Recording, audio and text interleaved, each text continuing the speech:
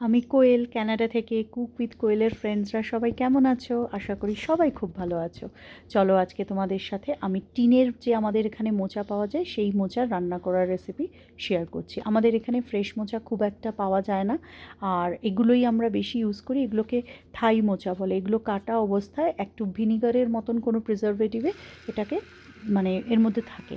তো আমি যেটা করি, ভালো করে কেটে ধুয়ে গরম জলে 1 ঘন্টা ভিজিয়ে রাখি, তারপর নুন হলুদ দিয়ে সেটাকে সেদ্ধ করে নিই। আর অন্যদিকে আমি একটু মুসুরির ডালকে বেটে ছোট ছোট বড়া করে নিয়েছি। তারপরে একটা প্যানের মধ্যে 4 চামচ সর্ষের তেল দিয়ে শুকনো লঙ্কা, তেজপাতা আর জিরে ফোড়ন দিয়ে একটা বড় আলুকে ডুমো করে কেটে রেখেছিলাম, সেটাকে নুন হলুদ দিয়ে একটু ভেজে নিয়েছি।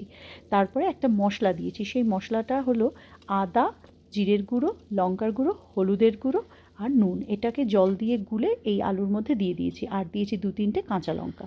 তারপরে কিছুক্ষণ কষানোর পর যে সেদ্ধ করা মোচাটা ছিল সেটা দিয়েছি, সেটা দিয়েও বেশ সময় নিয়ে কষাতে হবে। আর এটাকে মিডিয়াম আঁচে রান্না করতে হবে। আর এটা যেহেতু টিনে থাকে, এই মোচাটা রান্না হতে ফ্রেশ মোচার থেকে অনেক বেশি সময় লাগে, তাই মাঝে মাঝে এটাতে একটু গরম জল অ্যাড করতে হয়। তারপরে ঢাকা দিয়ে দিয়ে কিছুক্ষণ পর পর ঢাকা উঠিয়ে আবার রান্না করতে হবে। তারপরে আমি নুন দিয়েছি, পরিমাণ মতন একটু চিনি দিয়েছি। যখন মোচাটা অলমোস্ট সেদ্ধ হয়ে আসবে, তখন আমি ভেজে রাখা যে বড়াগুলো আছে সেগুলো দেব। দিয়ে আবার কিছুক্ষণ নাড়াচাড়া করে যাতে বড়ার মধ্যেও সমস্ত মশলাটা ঢোকে, সেভাবে আমাদের রান্না করতে হবে। আমার মোটামুটি এই 2-3 মোচা রান্না করতে 45 মিনিটস টু 50 মিনিটস লেগেছে। তারপরে রান্না যখন অলমোস্ট হয়ে আসবে, বোঝা যাবে যে মোচা একদম সেদ্ধ হয়ে গেছে, আলু তো সেদ্ধ হয়েই যায় ইউজুয়ালি, তখন আমি ওর মধ্যে দিয়েছি 1 চামচ ঘি আর এলাচ, লবঙ্গ আর দালচিনিকে গুঁড়ো করে নিয়ে সেটা মিশিয়েছি।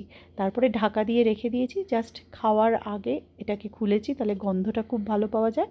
আর এর মধ্যেও নারকেল মেশানো যায়। আমি সাধারণত যখন সার্ভ করি, মানে কোনো একটা বাসনে মোচাটা রান্না করার পর আমি ঢেলে নিয়েছি, নিয়ে তার উপর থেকে একটুখানি নারকেল ছড়িয়ে দিয়েছি, গ্রেট করা নারকেল। তাহলে দেখতেও ভালো লাগে, আর যখন খাওয়া হয় বেশ উপরে নারকেলটা পড়ে। তো আমি এভাবে করি, তোমরা একবার ট্রাই করে দেখো কেমন লাগলো জানিও। আর যারা বাইরে থাকো তারা অনেকেই হয়তো এইভাবেই এই টিনের মোচা রান্না করো।